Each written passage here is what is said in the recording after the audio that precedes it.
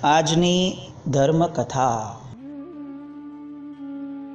આજે મહારાજા શ્રેણિકના જીવનના એક એવા કથાનક તરફ આગળ વધીએ કે જે કથાનકે મહારાજા શ્રેણિકનો એક એવી બાજુ દેખાડી છે, એવી સાઈડ બતાવી છે કે જે સાઈડ આપણી માટે કદાચ બહુ નવી છે, અને કર્મનો એવો સિદ્ધાંત કે જે કદાચ થોડે ઘણે અંશે આપણને ડરાવી પણ દે, એવો એક પ્રસંગ શ્રેણિક મહારાજાના જીવનનો આજે એના તરફ આપણે લક્ષ્ય કરીએ। વાત છે રાજગૃહ નગરીની। શ્રેણિક મહારાજા એકવાર મોટા ઠાઠમાઠથી પ્રભુને વંદન કરવા માટે જઈ રહ્યા હતા। રાજમાર્ગો ઉપરથી જઈ અને સમવસરણ તરફ જતા અચાનક એક એન્ડ ઉપર જ્યારે આવ્યા એક જગ્યાએ, ત્યારે અચાનક ત્યાં એટલી બધી દુર્ગંધ આવવા લાગી કે એમાંથી સહન નહોતું થતું। શ્રેણિક મહારાજાએ તરત આદેશ કર્યો કે જુઓ ક્યાંથી દુર્ગંધ આવે છે। સેવકોએ તપાસ કર્યું અને જણાવ્યું કે મહારાજ, આ નાળાની પાસે એક નવજાત છોકરીને ત્યજી દેવાય છે, સાવ તાજી જન્મેલી છોકરીને। એના શરીરમાંથી આ અત્યંત ભયંકર દુર્ગંધ આવે છે, જે આજુબાજુ કે છે કે અહીંયા સુધી કોઈનાથી સહન થાય એવી જ નથી। શ્રેણિકને આશ્ચર્ય થયું। શ્રેણિક પોતે ઉતર્યા રથ પરથી અને ત્યાં જઈ આવ્યા અને જોઈ આવ્યા। પાછા પોતાના માર્ગમાં ફરીથી પ્રભુ તરફ આગળ વધ્યા અને પ્રભુ આગળ જઈ અને વંદન વગેરે કરીને પછી પૂછ્યું કે ભગવાન, મેં હમણાં એક અતિ ગંધાતી છોકરીને જોઈ છે, પરભવમાં એણે શું પાપ કર્યા હશે કે જન્મતા જ એને તરછોડી દેવામાં આવી, અને આટલી બધી માથું ફાટી જાય એવી ગંધ, આવું કેમ થયું? આપણને કેટલી ઈર્ષ્યા થાય શ્રેણિકની। કેટલું ઇઝી હતું એની માટે લાઈફમાં ધર્મ કરવું, પ્રસન્ન રહેવું, કારણ કે એની પાસે એની તમામ જિજ્ઞાસાઓને જવાબ આપી શકે એવા સાક્ષાત પરમાત્મા હાજર હતા। આપણને કેટલા બધા પ્રશ્નો થાય, આમ કેમ કરતા હશે, આવું કેમ થતું હશે, આ વિધિ પાછળનું રહસ્ય શું હશે, આ કેવી રીતે કરાય, આમ થાય કે નહીં, કેટલા બધા પ્રશ્નો। અને આ પ્રશ્નો ધીરે ધીરે શમી જાય, કારણ કે આપણને એવું લાગે કે આનો જવાબ ક્યાં કોઈને પૂછવા જોઈએ। યા તો આપણને સંકોચ થાય અને યા તો આપણને સંતોષ ન થાય, બેમાંથી એક થાય કંઈક પૂછ્યું હોય તો, અને આપણને એવું લાગે કે યાર હવે આ બધા સવાલો ઊભા કરીને શું મતલબ છે।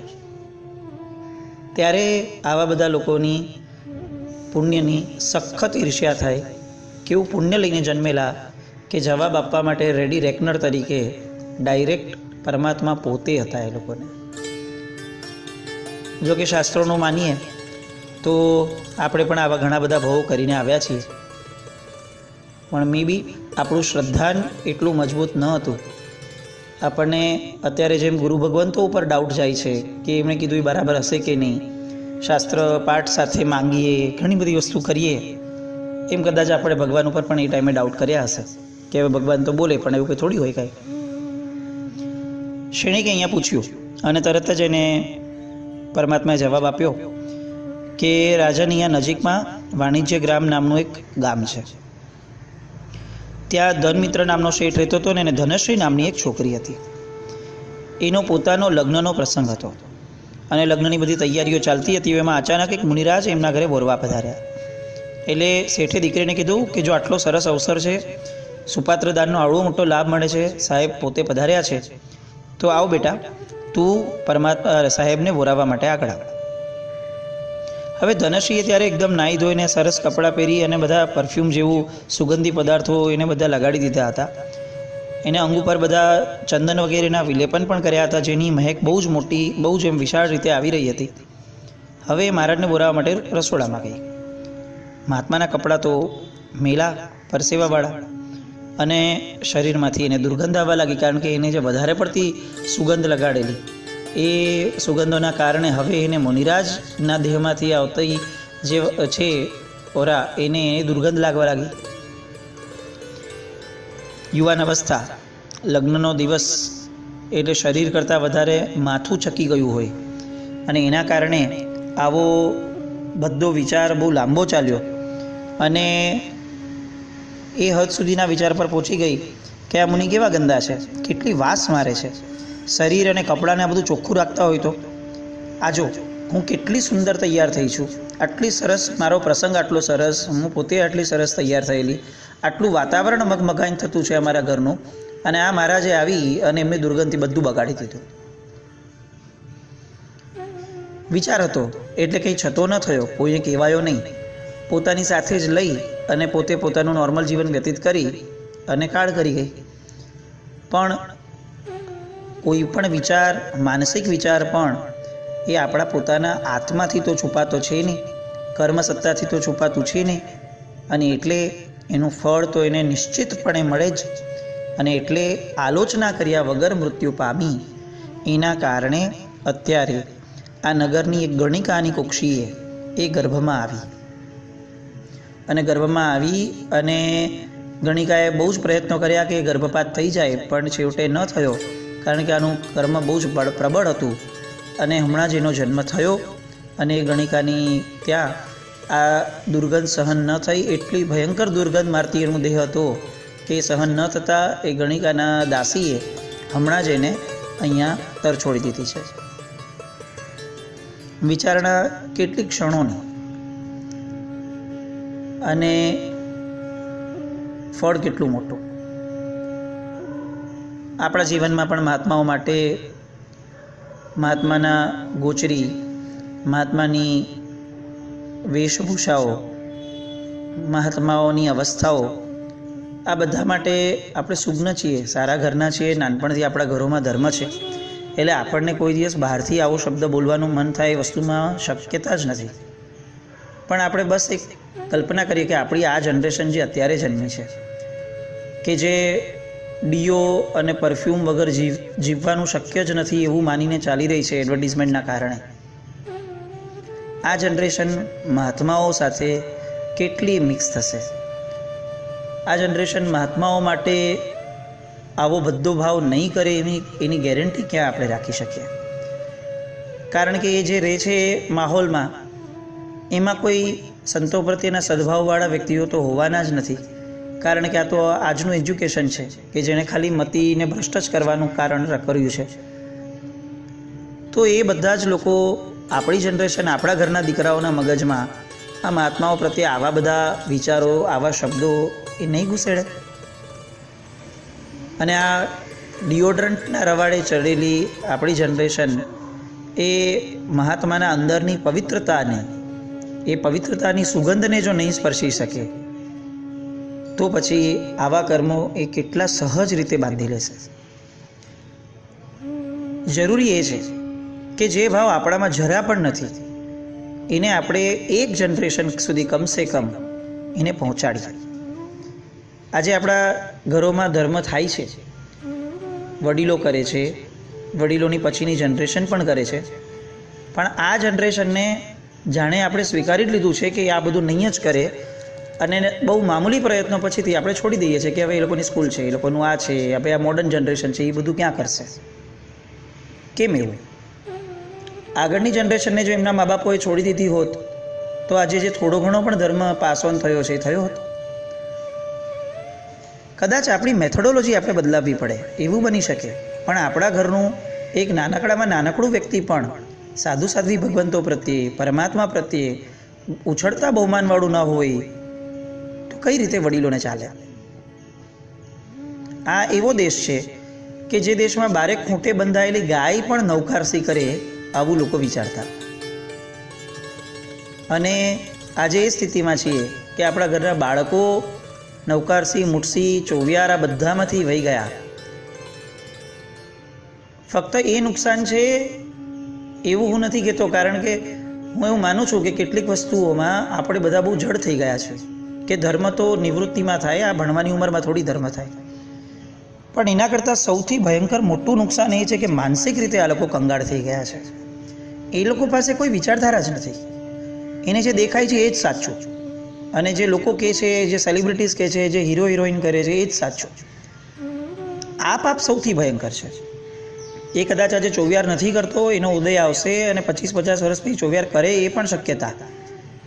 પણ એના મનમાં જે પક્ષપાત ભરાઈ ગયો છે વિરોધનો, ધર્મ પ્રત્યેનો, ધર્મના તત્વો પ્રત્યેનો, એ તો એનો આ ભાવ નહીં, ભવાંતર નહીં, કદાચ આખી ને આખી ભાવ પરંપરાની હાલત ખરાબ કરી દેશે. એની માટે વડીલોએ રોજ ધર્મચર્ચા કરવા માટે બેસવું જોઈએ. જરૂરી નથી કે આપણે વાર્તાઓ કરીએ કે ટોકીએ. ધર્મચર્ચા એટલે કર્તવ્યોની ચર્ચા. એને પૂછીએ કે તારા જીવનમાં શું ચાલે છે, તારા ફ્રેન્ડ્સ બધા કેમ છે, કેવા છે, તને જીવનમાં આનંદ છે, ક્યાં અટકે છે. આને આપણે ધર્મચર્ચા નહીં કહીએ? કોઈક પોતાનું મન હળવું કરે એ ધર્મ નથી? દરેક જગ્યાએ આપણે એવી રીતે જ ધર્મ લાવશું કે જેમાં ધર્મ ક્રિયાઓની જ વાત થાય, તો આ જનરેશન કે જેની માટે હજી તો એ લેવલ બહુ દૂર છે, એ તો કંટાળી જ જશે. તો આવી ચર્ચાઓ થાય, આવા વિચારો એમના સુધી પાસ ઓન થાય. સારા સારા એક્ઝામ્પલ્સ એને જરા પણ ટોક્યા વગર, એની જરા પણ પ્રેરણાની વાત કર્યા વગર એની સાથે ખાલી શેર થાય કે જો આ મહાત્માઓ આવું કર્યું, આ મહાત્માએ આમ કર્યું. આવા કથાનકો કંઈક શેર થાય અને ધીરે ધીરે એ પોતે એમાંથી બોધ લે. કારણ કે આપણી બોધ આપવાની પેટર્ન એટલી ડેન્જરસ હોય છે ઘણીવાર વડીલોની, કે ઓલાને બોધ લેવો હોય તો પણ એને ઘણીવાર મન નથી થતું. પણ આવું નહીં થતું રહે તો આ જે દુર્ગંધા તરીકે જે જન્મ્યા આગળના ધનશ્રીનો જીવ, એ તરીકે આજની જનરેશનનું ભવાંતર બહુ સુલભ થઈ જશે. એવી રીતે જન્મવું. હવે આ દુર્ગંધા અહીંયા જન્મી. શ્રેણિક મહારાજાએ પૂછ્યું કે પ્રભુ એનું હવે ભવિષ્ય શું આવી રીતે જ જીવશે? તો કે ના, એનું કર્મ થોડાક જ દિવસોમાં હમણાં પૂરું થઈ જશે અને ત્યારબાદ એના શરીરની આ દુર્ગંધ નીકળી જશે. અને શ્રેણિક તે પૂછ્યું છે એટલે હું તને કહું છું કે આ જ છોકરી સાથે ભવિષ્યમાં તારા લગ્ન થશે અને તારા ખભા ઉપર આ છોકરી નાચશે. શ્રેણિકને બહુ આશ્ચર્ય થયું કે ક્યાં મારી ઉંમર અત્યારે, હજી તો આ બાળકી તરીકે જન્મી છે, કેવી રીતે આવું શક્ય છે? અને છતાં પણ વિસ્મિત થયેલો શ્રેણિક કેટલાક વિચારણાઓ કરીને છેવટે મહેલ તરફ આવ્યા અને પોતાની રીતે પોતાનો કાળ વિતાવવા લાગ્યા. હવે આ છોકરી જ્યાં પડી હતી ત્યાં થોડાક વખતમાં એક ગોવાળણ આવી. હવે દુર્ગંધાની દુર્ગંધ નાશ પામતી જતી હતી. એટલી બધી દુર્ગંધ નહોતી કારણ કે કર્મ ધીરે ધીરે ખતમ થતું હતું. એટલે એને બાળકીને જોઈ અને ગોવાળણ એને ઘરે લઈ આવ્યા, પાળી પોષી મોટી કરી.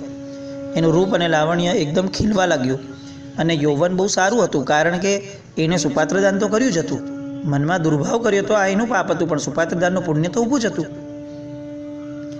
હવે એકવાર વર્ષો પછી કૌમુદી મહોત્સવ થયો નગરની અંદર. રાજા અને પ્રજા બધા ભેગા થયા હતા.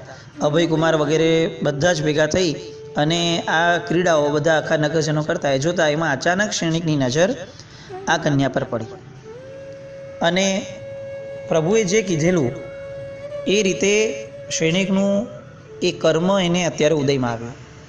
એ કન્યાને જોઈને એ મોહાયો. રાજા છે, અપ્રોક્સિમેટલી 65ની આસપાસની ઉંમર હશે કદાચ, અને 12, 15, 16 વર્ષની કન્યા, અને એને જોઈને એને મોહ ઉત્પન્ન થયો. એ પણ કયા જીવને? શ્રેણિકને, ક્ષાયિક સંકિતી જીવને. પણ કર્મનો ઉદય છે અને નિકાચિત કર્મનો જાણે ઉદય હશે, કારણ કે શ્રેણિકે પોતાની સેલ્ફને બહુ જ રોકી અને બહુ જ બધા દિવસો સુધી એણે આ વિચારને એને જરા પણ આગળ ન વધવા દીધો. પણ અંતે થયું એવું કે એ એના વગર રહી શકે એમ નહોતા અને અભયકુમાર દ્વારા એમણે આ એક યુક્તિ કરી અને આ છોકરી સાથે પરણ્યા. હવે છોકરીની તો ઉંમર નાની છે, પણ વાલી બહુ, એટલે પટરાણી તરીકે ધીરે ધીરે સ્થાપિત થઈ ગઈ. અને એકવાર એ લોકો સોકટાબાજી રમતા હતા. રમતમાં એવી શરત થઈ ગયેલી હતી કે જે હારે એ જીતનારના ખભે બેસશે. અને આ બાજીમાં રાજા પોતે જ હાર્યા. રાણીને એવો વિચાર પણ ન આવ્યો કે હું રાજાના ખભા પર જઈને બેસીશ, કારણ કે ગણિકાના કુળમાં જન્મી છે. આપણે આની આગળ પણ લીધું છે કે કુળના ડીએનએમાં કેટલીક વ્યક્તિત્વની છાંટો એ હંમેશા આવી જ જાય, કારણ કે એમાં એનો વાંક નથી. એ એના પૂર્વકર્મથી નિર્ધારિત થયેલું આ એક એલિમેન્ટ છે કે જે આ રહેવાનું જ છે કુદરતી રીતે. અને મગધના સમ્રાટ એના ખભા ઉપર બેસી અને દુર્ગંધા પોતે નાચી બેઠી અને નૃત્ય કર્યું. રાજાને આ દ્રશ્ય ઉપસ્થિત થતાં અચાનક વર્ષો પહેલાં થયેલી પ્રભુની વાત યાદ આવી અને રાજા જરાક હસ્યા. રાણીએ જોયું અને પૂછ્યું કે શા માટે હસ્યા? અને ત્યારે શ્રેણિકે આખું ચરિત્ર કીધું કે તમારા જીવનમાં આવું આવું થયું હતું અને મને અત્યારે પ્રભુએ કીધેલી વાત યાદ આવી અને એ સત્ય થતી દેખાય છે કે તમે આ એ જ હશો. દુર્ગંધાને તો અત્યંત ઝટકો લાગ્યો અને પોતાને જાતિસ્મરણ જ્ઞાન થયું. જાતિસ્મરણ જ્ઞાન થતાં જ એને વૈરાગ્ય પ્રગટ થયો કે મેં જે સાધુ ભગવાન અને ચારિત્ર ધર્મની જે મેં સ્ખલના કરી હતી એ ચારિત્ર ધર્મ એ જ તરણ તારણ છે અને એ જ વૈરાગ્યની ધારામાં આગળ વધી અને એને દીક્ષાનો ભાવ થયો. શ્રેણિકને તો આમ પણ નિયમ પણ હતો અને ક્ષાયિક સંકિતના ધણી છે એટલે કોઈ પ્રશ્ન જ નથી કે કોઈને રોકશે અને બહુ જ ઉત્સાહપૂર્વક એમણે પણ અનુમતિ આપી અને અનન્ય ઉમંગ ઉલ્લાસથી આ દુર્ગંધાએ પરમાત્મા પાસે ચારિત્ર લીધું અને ચારિત્ર લઈ સુકૃતો સાધી અને સદગતિએ ગયા. ચરિત્ર અહીંયા પૂરું થાય છે પણ આપણે કેટલીક વસ્તુઓના પ્રશ્નો આપણી માટે છોડીને જાય છે. નંબર 1, સાધુ સાધ્વીજી ભગવાન માટે એક જ વાર મનમાં કરેલો ભાવ, કોઈને કીધું નથી, અને એનું ફળ શું? મહાત્મા પ્રત્યેનો અભાવ દુર્ભાવ એ ભૂલથી પણ સ્પર્શી જાય છે, અજ્ઞાનથી કે ભૂલથી પણ, તો પણ એ એનું જ્યારે ફળ આપે છે ત્યારે કેટલું ભયંકર હોય છે. પ્રશ્ન નંબર 2, જીવ ગમે તેટલો મોટો થાય એની પોતાની જે મૂળની કર્મ પ્રકૃતિઓ છે ગોત્ર કર્મની એ એનાથી ક્યારેય પણ અલગ થતી નથી.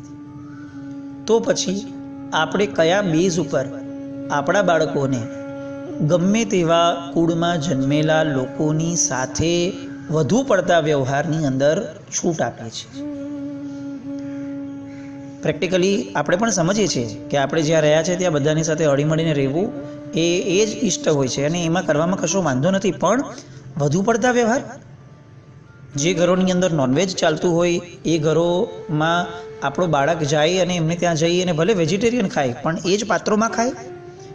જે હોટલોમાં વેજ નોનવેજ બંને સર્વ થતા હોય, જ્યાં કયા કયા કુળના લોકો આવી અને જમી ગયા હોય જે પાત્રોમાં, જે વાસણોમાં, એ જ વાસણને આપણે પોતે વેજીટેરિયન વસ્તુ માટે પણ વાપરીએ તો પણ શું એ ચાલે? આપણી આજુબાજુમાં જે વ્યક્તિઓ છે એ કયા કુળના છે, કયા ગોત્રના છે, હું ભેદની વાત નથી કરતો. અને એક અપેક્ષાએ વિચારીએ તો આ સમાનતા નામનો જે શબ્દ આપણને પકડાવ્યો છે ને એ એક બહુ મોટું ભ્રમ ઊભો કર્યો છે. આ કુદરતની અંદર ક્યારેય કોઈ બે વ્યક્તિ સમાન હોઈ જ ન શકે, બે જૈન પણ સમાન ન હોઈ શકે. એટલે આ સમાનતાની વસ્તુનો તો કોઈ અર્થ જ નથી. પણ ભેદભાવ માટે નહીં, એક ક્લેરિટી માટે, કે સંસ્કારો બગડે નહીં, એટલે આપણે એક મર્યાદાની અંદર રહીને વ્યવહાર કરવો. એની હારે ભેદભાવ રાખવો, અછૂત ગણવું, પછાત ગણવું એ તો કોઈ વિકલ્પમાં પણ નથી, કારણ કે આ મૈત્રી ભાવનું શાસન છે. પણ સંસ્કારોના રક્ષણ માટે આપણે ક્યાં કેટલું કોને આગળ વધવા દેવું એના વિચારણામાં આગળ વધવું જ પડશે આ જનરેશન માટે, કારણ કે આપણે ઓલરેડી અત્યારે જ આ ઘણા બધા ફળો જોઈ રહ્યા છે. પ્રશ્ન નંબર 3, શ્રેણિક મહારાજાને ક્ષાયિક સંકિત હોવા છતાં પણ આ ઉંમરે લગ્નનો વિચાર આવ્યો કર્મના ઉદયે અને એમણે પરણવાનું થયું. એ તો ક્ષાયિક સંકિતી હતા અને પોતાના આ અવિરતિ નામના કર્મમાંથી પોતે મુક્ત થઈ અને સરસ મજાના વૈરાગી થયા પછી એને રજા પણ આપી. આપણું શું? આપણું વૃદ્ધત્વ અત્યારે કઈ દિશામાં છે? આપણા વડીલો મેક્સિમમ ટાઈમ વડીલો જો ટીવી જોતા હોય છે, છાપું વાંચતા હોય છે, તો પછી આ વિકારો માટેની કેટલી બધી ઓપન કેટેગરી ઊભી હોય છે. હું ફક્ત વડીલોની જ વાત કરું છું એવું પણ નથી, આ આપણા બધા માટે છે. પણ સ્પેસિફિકલી વડીલો માટે એટલા માટે આ વિચાર આવે છે કે એ લોકો પાસે જો કોઈ સાધન નહીં હોય, જો બીજું કોઈ સોર્સ નહીં હોય સમય પસાર કરવાનો, શુભનું નિમિત્ત નહીં હોય, તો અશુભ તો એમને ફટાકથી ખીચી લેશે. સંઘ, શાસન આ બધા ઊભા થઈ અને આ વૃદ્ધ વ્યક્તિઓ કે જે નિવૃત્ત છે એ લોકો માટેની કોઈક સરસ મજાની એક વ્યવસ્થા, એ લોકોને આલંબન મળે, એ લોકો ઘરે બેસીને સમાજને ઉપયોગી થઈ શકે. કારણ કે બધા જ સામાયિક ઔષધમાં જોડાશે જ એવી ગેરંટી ન લઈ શકાય, કારણ કે જે જીવનમાં સેવ્યું છે એ જ પાછલી ઉંમરે યાદ આવવાનું છે. પણ આપણે આવો પણ એક વિચાર કરીએ કે આ બધા લોકો સમાજ ઉપયોગી થાય એમાં એમને પણ ભલાઈનું કામ છે, કારણ કે એમનું મન શુભમાં વ્યસ્ત રહે છે. તો આવી કોઈક વ્યવસ્થાઓ આપણે ત્યાં પણ જન્મે અને આપણા જીવનની અંદર સાધુજી ભગવંતોનું ચારિત્ર જીવનનું આ બધાનું અમાપ બહુમાન પ્રગટે અને દુર્ગંધા જેવા ભવો આપણે ક્યારેય કરવા ન પડે. જે એને મહાત્માની સ્ખલના વગેરે કર્યા તે એવા દોષો આપણા જીવનમાં ન આવે અને કદાચ સેવાઈ ગયા છે એવા દોષો તો આલોચના લીધા વગર ન મરીએ. આવો નિર્ણય લઈ અને દુર્ગંધા ક્ષણિક અને પરમાત્માના ચરિત્રને આપણે બહુ જ ઊંડાણપૂર્વક વિચારી અને એ દિશામાં આપણે આપણી સ્થિતિને નક્કી કરીએ. પ્રણામ.